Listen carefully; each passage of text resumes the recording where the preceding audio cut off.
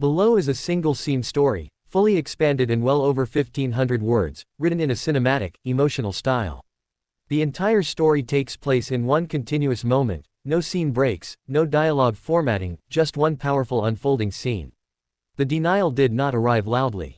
It came quietly, in the way humiliation often does, wrapped in politeness, disguised as procedure, delivered with a smile that never reached the eyes.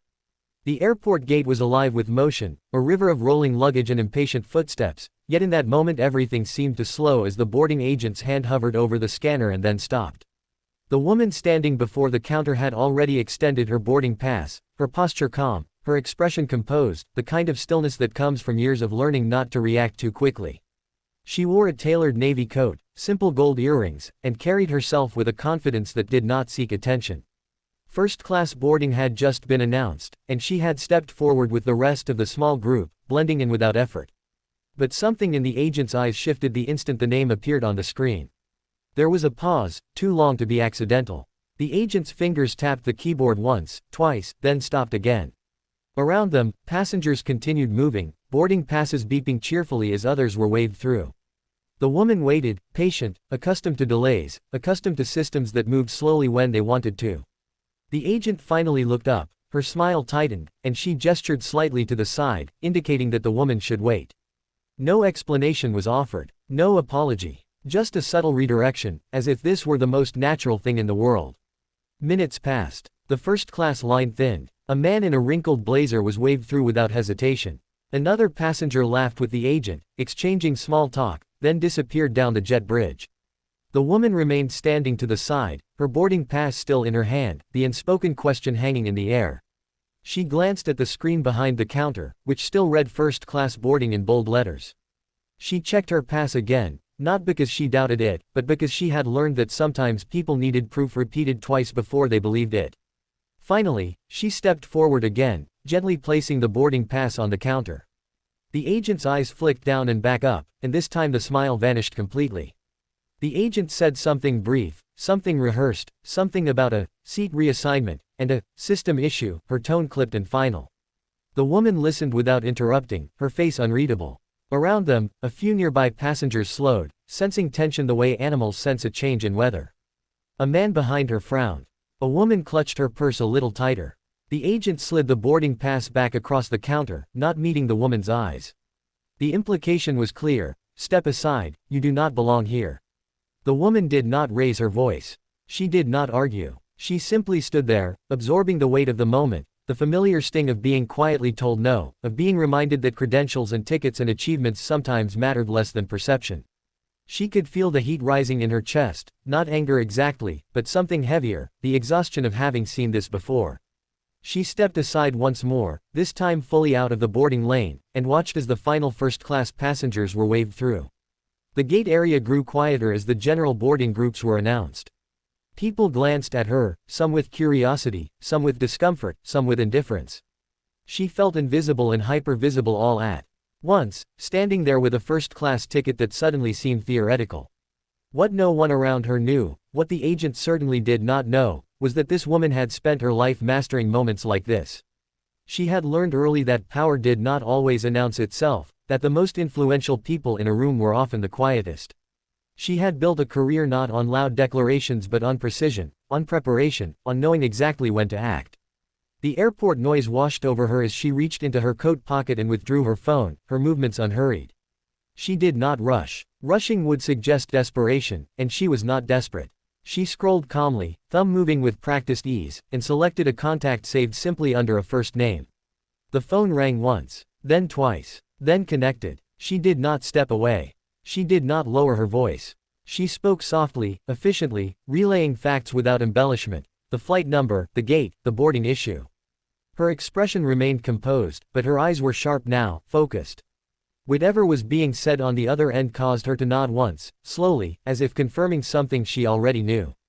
As she ended the call, the agent glanced up briefly, irritation flickering across her face at the sight of the woman still standing there. The general boarding announcement echoed overhead.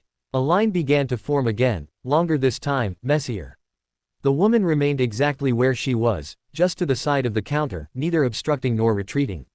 She was waiting. The change came subtly at first. A supervisor approached the gate, her stride brisk, her expression serious. She leaned in toward the agent, speaking quietly but firmly, her eyes flicking between the screen and the woman standing nearby. The agent's posture stiffened. Her fingers hovered over the keyboard again, this time moving faster, more urgently. The supervisor straightened and turned fully toward the woman, her face now carefully neutral, professional. The surrounding passengers sensed a shift. Conversations paused. A few people leaned slightly closer, pretending to adjust bags or check phones while listening. The woman met the supervisor's gaze evenly, offering no smile, no challenge, just presence. The supervisor gestured toward the counter, indicating that the woman should step forward. She did, placing her boarding pass down once more, the same piece of paper that had been dismissed minutes earlier now treated with new respect. The supervisor scanned the pass herself. Her expression changed, not dramatically, but enough. A subtle tightening around the eyes, a brief inhale. She glanced at the agent, then back at the woman. Something unspoken passed between them, a recalibration of assumptions. The supervisor nodded once, then turned to the agent and said something that caused the agent's face to flush, color rising quickly up her neck.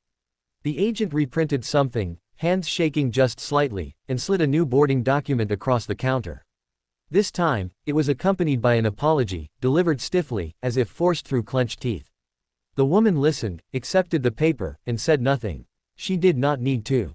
The balance of power in the space had shifted so completely that words were unnecessary. But the moment was not finished. The supervisor did not leave. Instead, she stood there, addressing the agent again, this time with a firmness that could not be mistaken. Other staff members had begun to notice, gathering subtly, pretending to busy themselves nearby. The woman stood quietly as the conversation unfolded around her, the airport hum continuing as if nothing extraordinary were happening, even as something very important was. The supervisor gestured toward the jet bridge, then toward the agent's terminal. The agent nodded repeatedly, her earlier confidence gone. The supervisor then turned back to the woman, her tone now careful, respectful, offering assurances that went beyond the seat itself. The woman acknowledged them with a slight nod. She did not gloat. She did not smile. Vindication, for her, was not about triumph, it was about correction. As she finally walked down the jet bridge, first-class boarding long finished, the space seemed different. A few passengers avoided her gaze. Others watched her with something like awe.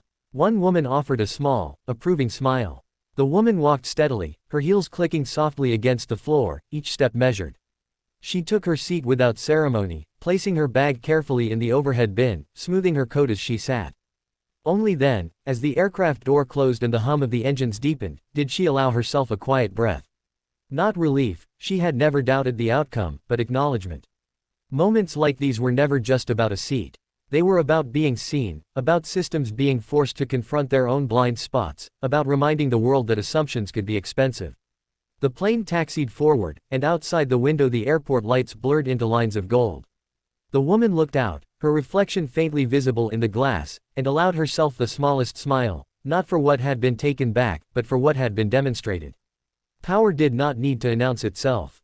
Sometimes, it simply waited, made one call, and let the world adjust accordingly.